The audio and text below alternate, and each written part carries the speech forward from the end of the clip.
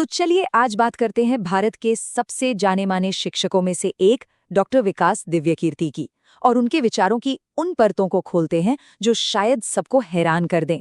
देखिए, ज्यादातर लोग उन्हें एक पारंपरिक शिक्षक, एक गुरु के तौर पर जानते हैं, लेकिन अगर थोड़ा गौर से देखें तो एक ऐसा इंसान नजर आता है जो आज के दौर के दबावों से जूझ रहा है और साथ ही एक बिल्कुल रेवोल्यूशनरी भविष्य की तरफदारी भी कर रहा है। चलिए इसी पैराडॉक्स, इसी विरोधाभास में थोड़ा और गहरा उतरते हैं। तो सबसे पहले बात करते हैं उस निजी संघर्ष की जो इतनी ज्यादा शोहरत और पहचान के साथ आता है। डॉक्टर दिव्यकीर्ति खुद इस बारे में बात करते हैं। वो कहते हैं कि हर वक्त ये महसूस करना कि सब देख रहे हैं और उस पब्लिक इमेज पर खरा उतरना, ये दबाव कभी कभी एक जाल जैसा लगता है। और ये उनके अंदर के संघर्ष को बहुत अच्छे से दिखाता है। देखिए, एक तरफ है उनकी पब्लिक इमेज, एक गुरु, एक सेलिब्रिटी जिसे हर कोई देख रहा है, और दूसरी तरफ है वो खुद, एक पिता, एक विचारक जो बस ऑथेंटिक रहना चाहते हैं। और इसी के बीच एक लगातार कश्मकश चलती रहती है। अच्छा, अब एक ऐसी आम धारणा पर आते हैं जिसे वो पूरी तरह से चुनौती देते हैं कि भाई पुरानी पीढ़ी किसी भी तरह से बेहतर थी। उनका तर्क सच में सोचने पर मजबूर कर देता है। उनका मानना है कि ये जो सोच है ना कि पुराने दिन बेहतर थे, ये कोई फैक्ट नहीं है, ये तो बस उम्र बढ़ने का एक लक्षण है। वो इसके उलट तर्क देते हैं और कहते हैं कि हर नई पीढ़ी कई जरूरी मायनों में पिछली पीढ़ी से बेहतर ही है। और वो अपनी बात को इस तरह समझाते हैं। वो अपनी पीढ़ी को देखते हैं जहां जानी अनजाने में जाति, धर्म, नस्ल और लिंग को लेकर भेदभाव था। वहीं वो आज की नई पीढ़ी को देखते हैं जो ज्यादा समावेशी, ज्यादा खुली सोच वाली है और जिसकी एक ग्लोबल वैल्यू सिस्टम है। ये एक किस्सा उनकी बात को बिल्कुल साफ कर देता है। उनका 6 साल का बेटा कहता है, शतरंज में हमेशा सफेद ही पहले क्यों चलता है, ये तो रेसिज्म है। और वो मानते हैं कि ये ख्याल उनके दिमाग में कभी आया ही नहीं। ये छोटी सी बात उस जागरूकता के स्तर को दिखाती है जो उन्हें लगता है कि उनकी पीढ़ी में नहीं थी।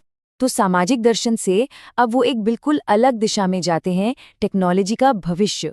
और यहाँ वो खुद को आर्टिफिशियल इंटेलिजेंस के एक बहुत बड़े समर्थक के तौर पर सामने लाते हैं। वो सिर्फ एआई को बर्दाश्त नहीं करते बल्कि उसे पूरी तरह से अपनाते हैं। वो हर रोज ग्रॉक, चैट जीपीटी, परप्लेक्सिटी जैसे कई एआई बॉट्स के पेड वर्जन्स का इस्तेमाल करते हैं।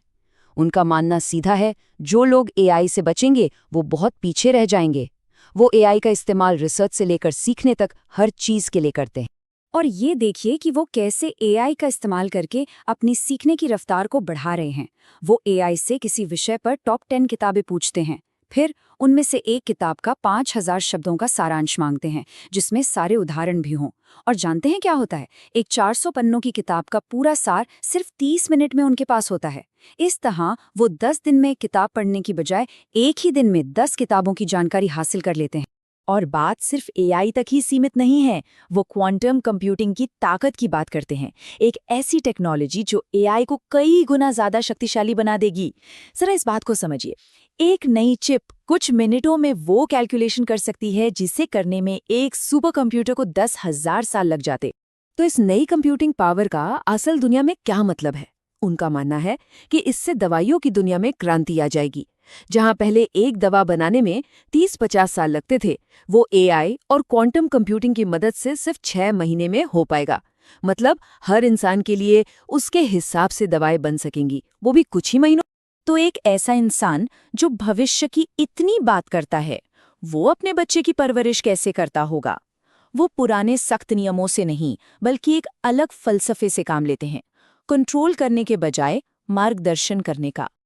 वो हेलीकॉप्टर पेरेंटिंग को पूरी तरह से नकारते हैं, यानी बच्चे के सिर पर हर वक्त मंडराते रहना। इसकी जगह वो एक स्थिर मार्गदर्शक प्रकाश स्तंभ की तरह बनना चाहते हैं, जो बच्चे को रास्ता दिखाए, खतरों के बारे में बताए, लेकिन उसे अपना सफर खुद तय करने दे और उसके फैसलों पर भरोसा करे। उनका मूल विश्वास एकदम साफ है। लक्ष्य एक टॉपर स्टूडेंट बनाना नहीं है, बल्कि एक दयालु, समझदार और सम्मान करने वाला इंसान बनाना है। उनके लिए बच्चे का चरित्र उसकी एकेडमिक सफलता से कहीं ज्यादा जरूरी है। उन्होंने अपने बेटे के लिए पढ़ाई का बस एक ही नियम रखा, हर साल सिर्फ एक क्लास पास कर लो बस। तो सबसे ज्यादा क्या मायने रखता है? ये कि उनका बेटा दूसरे लोगों से, खासकर घर में काम करने वालों से कैसा बर्ताव करता है। ये उनके घर के कुछ ऐसे मूल्य हैं जिनसे कोई समझौता नहीं होता, जैसे हर किसी का सम्मान करना। और ये जरूरी है कि उनका बेटा हर सुबह घर के सभी कर्मचारियों के पैर छुए। उनके लिए सहानुभूति एकेडमिक स्कोर से कहीं ज्यादा बड़ी चीज है। लेकिन पेरेंटिंग और टेक्नोलॉजी, इन सब के परे उनकी जो असली पहचान है वो एक शिक्षक की है, और एक कहानी है जो दिखाती है कि इस पहचान के असल मायने उनके लिए क्या हैं। जरा इस दिन की घटनाओं पर नजर डालिए। एक सुबह डॉक्टर दिव्यकीर्ति की दादी का निधन हो जाता है। उसी दोपहर उनकी एक पूर्व छात्रा प्रीति एक बेहद जरूरी जॉब इंटरव्यू की मदद के लिए उनके पास पहुंचती है। उन्होंने अगले 4 घंटे अपने परिवार में हुए इस दुखद हादसे का जिक्र किए बिना उसे पूरी लगन से कोचिंग दी। शाम को जब प्रीति को पता चला कि उन्होंने उसकी मदद करने के लिए अंतिम संस्कार के रीति रिवाज तक छोड़ दिए, तो वो दंग रह गई। ये उनकी पहली छात्रा का बयान है जो एक ऐसी विरासत की कहानी कहता है जो तथ्यों या शोहरत पर नहीं, बल्कि गहरी और निस्वार्थ सहानुभूति पर बनी है। तो ये सब हमें एक बड़े सवाल पर लाकर खड़ा करता है। अगर एआई हमें सारे तथ्य और जानकारी सिखा सकता है, तो फिर एक टीचर की असली भूमिका क्या है? डॉक्टर दिव्यकीर्ति की कहानी शायद इसका जवाब देती है। जवाब सिर्फ जानकारी देना नहीं है, बल्कि प्रेरणा देना, सहानुभूति जगाना और किसी के चरित्र को आकार देना है। और ये वो काम है जिसे शायद कोई भी मशीन कभी नहीं कर पाएगी।